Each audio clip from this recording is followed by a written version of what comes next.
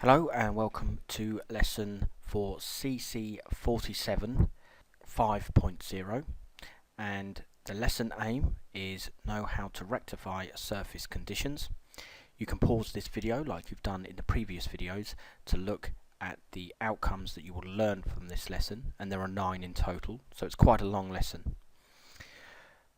The reason why we're having to know how to rectify surface defects or surface conditions is this is probably the main reason why a decorator will be called in to decorate anything from a wall, ceiling, window, door, so on and so forth, is because it will have some sort of surface condition or a surface defect.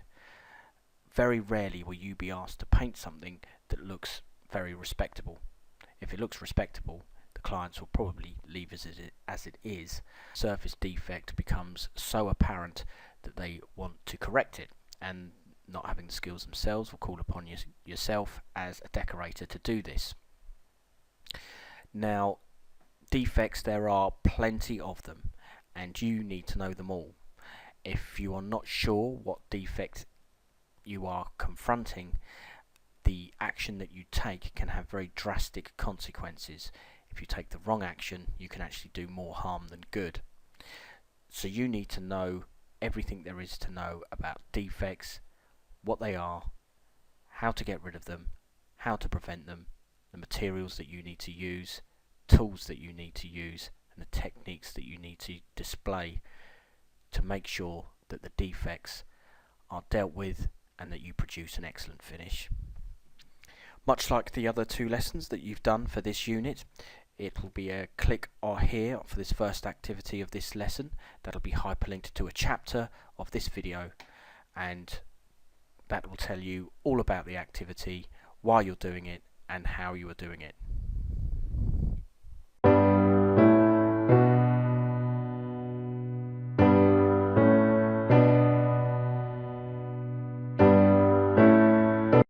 So the first activity is all about the causes and types of the different defects that can appear on the surface. As I've said in the introduction, you need to know and identify each one, because as you come across them on site, you need to be able to deal with them efficiently, effectively, and you need to be able to professional and deal with the situation that has confronted you. To do this activity, you have to simply click on the types and causes of a range of surface conditions, and this won't say continue the last preview, this will say start quiz now. And we have a picture, and we have some drop down menus and 3 choices that you have to pick one to make the sentence make sense. Once you have done these, go on to number 2. You can see that there are 18 defects in all that I want you to identify. So obviously it's quite a long quiz. If you want to stop at any time, click this button here, save without submitting. That will effectively freeze your attempt. If you're gone through all 18 and you're happy with all the choices you've made, press submit all and finish to get your end grade. Make sure you get 100% before moving on. To move back, use the breadcrumbs in the top left hand corner. Once you have got your 100% in the types and causes of a range of surface conditions activity, come down to the verification of learning and click. This won't say preview quiz now, it will say start quiz now. And this is a short quiz to test the knowledge of the previous activity. This is only a cross section of what is the content of the activity that you've just done. So if you haven't done the activity, you are only learning a small cross section of the information that is within that activity. Bearing in mind, when you take your exams, they could ask you any question from the activity. It's highly unlikely that the verification of learning questions will be in your tests. To complete it, obviously just read the question and left click on the answer that you wish, scroll down to the bottom and press save all and finish, and that will give you your grade. Make sure you have 100% before moving on. I appreciate this may take a few attempts or a review of the quiz and activities that you've done earlier.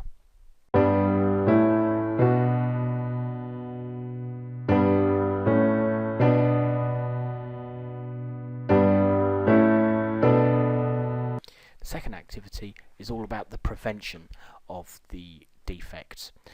What is going to follow is a short presentation regarding all the defects that we have mentioned in the first activity and how to prevent them. I'd like you to take some notes. You can pause this video as you're taking the notes. So here is this short presentation. We're going to talk about the prevention of efflorescence, as you can see in the photograph. You need to get a stiff broom and scrape off the efflorescence with a stiff broom. Never wash efflorescence off, because this will encourage the problem, as efflorescence is caused by moisture. To prevent efflorescence from coming back, before painting, always prime with an alkali resisting primer. The next defect is moss and lichen, and I'm going to tell you how to prevent this particular surface defect. Sterilize with proprietary toxic solution. Remove by scraping the area or using a stiff brush. You need to sterilize the surface with a proprietary toxic solution, or something that's going to neutralize the toxic solution that you put on to kill the moss and lichen. Make sure you avoid splashes on the skin, and make sure that no children or animals can be harmed in the area that you are sterilizing. The next defect is mold. To avoid mold, wet the mold to avoid the spread of spores and other areas. Remove heavy patches of mold with a scraper or wire brush. Apply a fungicidal wash to the affected area and allow it to dry. If possible, the affected area should be left for a week and retreated if the moss appears. Then wash off the fungicidal wash, and then you can continue and finish by decorating. Contamination is the next surface defect that we need to prevent. To stop the foreign bodies from entering the paint, we need to clean the surface before decoration. This can be done with a strong solution of sugar soap, which this gentleman is showing us, and he's getting all the nicotine and grease off of this kitchen wall.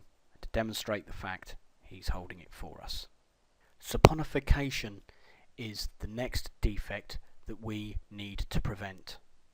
Shock blasting or sandblasting the saponification off, as we're seeing in the video, is a way to treat the saponification once it has taken hold. To stop it from occurring in the first place, use an alkali resisting primer.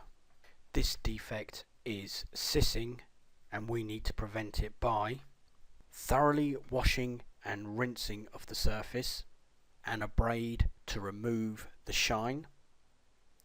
You do this by lightly wet abrading. This defect is discoloration.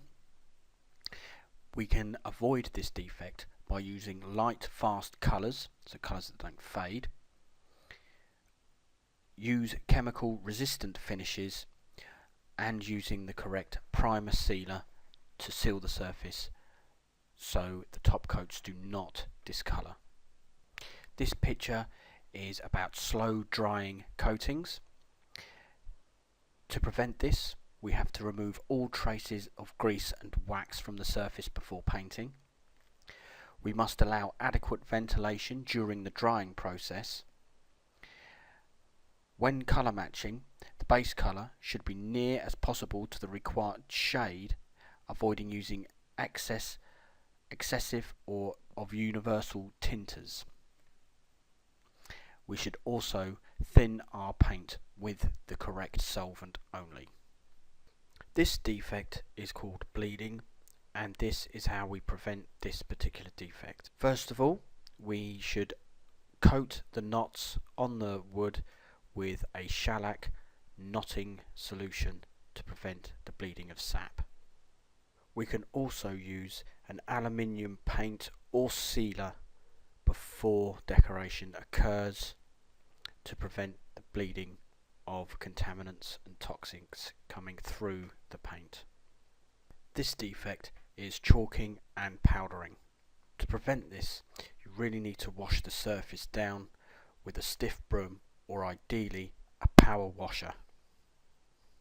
Alternatively, you could mop the area before decoration occurs with a good cleaner. The next defect is the loss of gloss of a paint coating. To prevent this from occurring, seal absorbent surfaces and touch up any filler with a mist coat, as you can see this gentleman doing here, and using the correct primers and undercoats. This is an example of paint wrinkling or shriveling. To rectify, scrape or sand the substrate, then recoat the surface, making sure conditions are correct and each coat dries fully. This is also a good example of cracking or crazing. You must make sure you use the correct choice of paint system. Allow each coat to dry and give the specified drying time between each coat or before redecorating. Add only the minimum amount of dryers and remove all paste and size from the paintwork immediately after paper hanging. All of these things can cause cracking or crazing. This defect is possibly the most recognisable. It is flaking paint. Preparing the surface correctly by giving the surface a key with a bit of worn down glass paper and then dusting it off is a sure way of avoiding flaking paint. Trapped moisture inside timber can also cause flaking paint. Giving or doing a moisture reading, this one being 10.6%, is a good way of knowing how much moisture is in the timber. A reading of 17% or above is deemed too wet to paint, and the likelihood of flaking increasing when the moisture goes above 17%. This defect is small bubbles on top of the paint surface called blistering. Again, this is caused by trapped moisture in underneath the paint, causing the blisters. So again, a measurement of 17% and under with the moisture meter is considered safe enough to paint where blisters will not occur. Also using a permeable paint system which allows moisture through the paint surface and through the coating, but does not allow anything to penetrate it from the other side or side 2, is also recommended. This defect is one of the most common, and it is bittiness. To avoid this, ensure that the surface is completely clean of any defects, which you can use with a dusting brush or a tack rag. You can wet and dry with abrasive paper and wash down with warm detergent. Remove all contaminants before painting occurs. Ensure that all materials, i.e. paints, equipment, tools, including kettles and brushes, are completely clean, as well as the surface being completely clean before decoration begins, to avoid and prevent bittiness. One of the most common defects, this is runs, sags and curtains. To avoid this, make sure the paint is spread out evenly, you do not overload the brush, and that the coating is nicely spread out. A common defect on older properties is missing or damaged face putties in windows. To prevent, make sure all window rebates are primed before the application of putty. When applying putty, make sure that the primer is on the rebates is completely dry. When creating the edge that's sitting next to the window, make sure that when you paint that the line goes onto the window, creating a seal between the edge of the putty and the window. This is sometimes called your sight or guideline. So ensure that the paint comes onto the glass by at least 2 millimeters here to prevent rain seeping between the putty and the glass, pushing the putty outwards and you having to replace it again. You're now ready with your notes to take the verification of learning 2. Make sure you get 100% before you go on to the next section. If you haven't looked at the presentation that we've seen that this chapter has previously just covered, remember you are only learning a cross section of what information has been in the activity or the presentation. So make sure you watch the presentation in its entirety before attempting the verification of learning.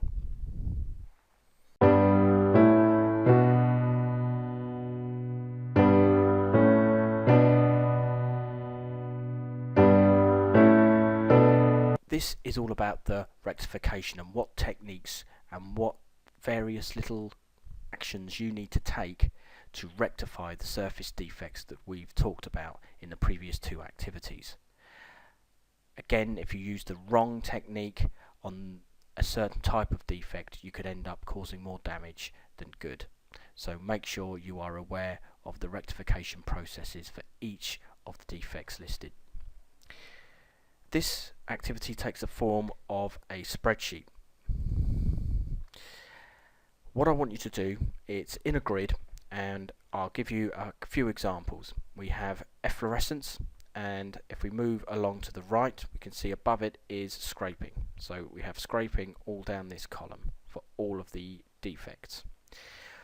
When the cursor turns into this hand icon, left click, and it tells me correct, which means I can scrape efflorescence. To get back to the table, come down here where it says press here to return to table and left click. I want you to make a note that efflorescence you can scrape. If we move on to the next one, wet and dry abrading, do you think we can wet and dry abrade efflorescence? Left click, incorrect, no we can't. So you don't need to take a note of that. Click here to return to table and go on and do them all. For example, discoloration, can we scrape? No we can't. Click your way through the table, making the information or recording the information in the most efficient manner as you can as you go. Once you have done that, you are now ready for the verification of learning. Remember, this is only a cross section, so make sure you look at all of the table and make sufficient notes because you may need them later for your module. Get 100% in the verification of learning before moving on to the next activity.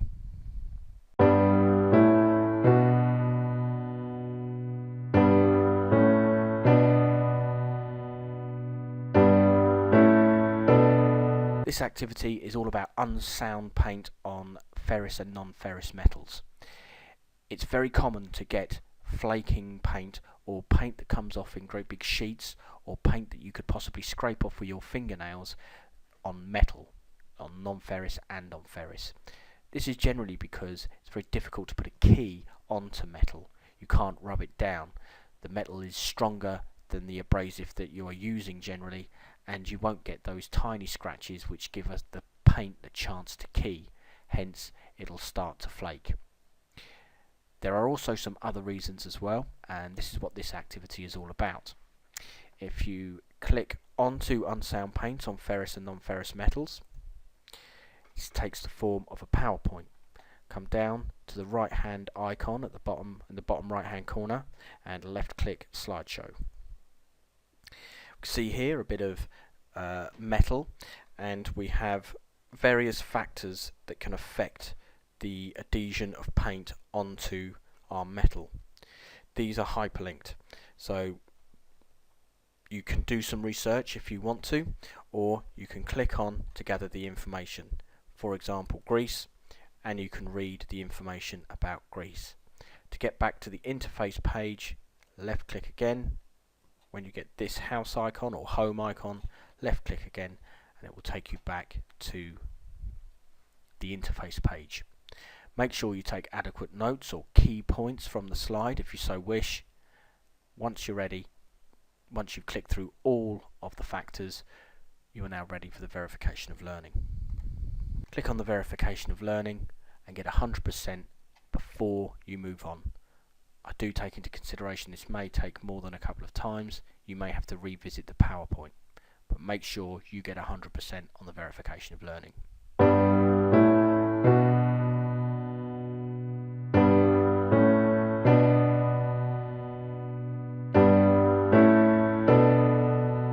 Activity 5 is about cleaning surfaces. One of the main reasons we have to come in and paint various surfaces is because they are in a dirty condition, and we need various levels of cleaning to get a nice finish. There are various solvents and various cleaning agents that we can use depending on what kind of dirt or contamination is on the surface. This activity is just a little activity to help you identify which cleaning agent goes with which. If you click on cleaning surfaces, it takes the form of a PowerPoint quiz. It's a simple missing words round. If you have a list of words here that go into the empty fields here. If you get stuck, place your cursor in one of them, and then come down and click hint, say OK, and the first letter will appear. If you keep clicking hint, your score will go down, and that I don't want. At some point, and again I appreciate that it may take a couple of attempts, I want you to get 100% on this activity. Once you have got 100% on this activity, you can move forward onto the verification of learning. Verification of learning 5, I want you to gain 100% ideally on the first attempt. If you don't, you can re-attempt or re-go over the previous activity, but I do want you at some point to get 100% in verification of learning 5.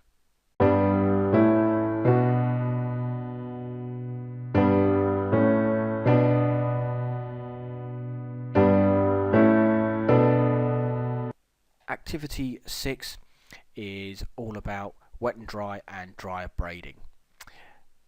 We need to know which circumstances we can use wet and dry or dry abrade.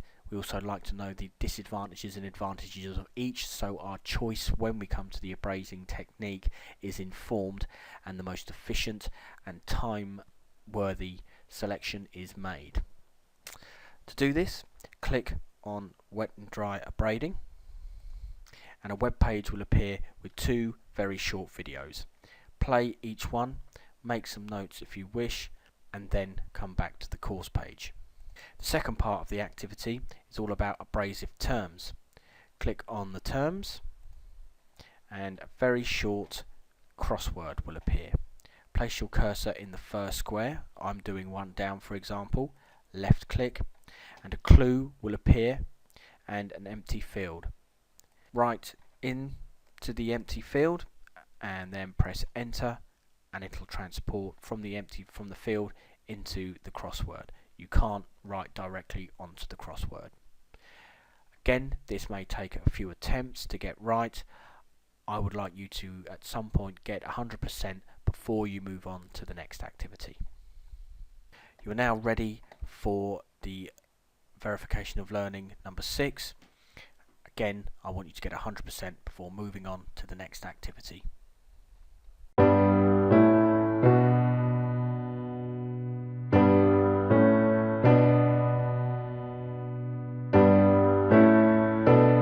Now reached the review of learning. The review of learning is a recap of everything we have just gone through in the last 6 activities. Click on the review of learning for cc47 5.0, and this is a quiz made up of some or all of the questions of the verification of learning. If you're getting 100% on each of them, you should get 100% in your review of learning quiz. I want you to get 85% or more to unlock a password. The password is for module cc47 5.0. Once you have got the password from the review of learning, and again this may take a couple of attempts, or it may mean reviewing some of the activities that you've already done to refresh your memory, but once you've got the password and you've scored 85% or over, click on module cc47 5.0 and enter the password into the field. You will get a PDF of the module that I want you to complete. Place your name in the empty field and complete all the fields that is required and highlighted. We've got description, we have causes, preventions. These are tick boxes to stop you from writing them. So if you think we use scraping in efflorescence, just left click and a tick will appear. The safety precautions, tell me what you think the safety precautions are, and fill out all the empty fields. There are some drop down boxes regarding dry abrading, for example. Left click on the arrow where it says select an item and do as it says. There is enough drop down boxes if you want to put all of them in. You probably won't. The ones that you don't use that are spare, you can please click with NA. Once you have completed the module, please save it to your file because we will need it for the second part of the review. When you have completed your module, you need to submit it for marking. To do this, press on left click the submission for Moodle CC47 5.0. Here is the submission portal. Press browse, left click on browse to find your module that you've saved somewhere, hopefully under a sensible name, hopefully in a file that you've created for your college work. Select it and it will go in here, and then press upload this file. That will then, you will see your module title, whatever you've called it in your file, appear here. You then need to send for marking by pressing the send for marking button. Only then will I receive the assignment or the module, and only then can I mark it. Once I've marked it, I can give you some feedback. To see the comments and my feedback, log back into the submission portal, and instead of this browse and upload file, you will see my comments that I've given to you regarding your module. So that is the end of the lesson for Know How to Rectify Surface Conditions. You are now ready to go on to the next lesson.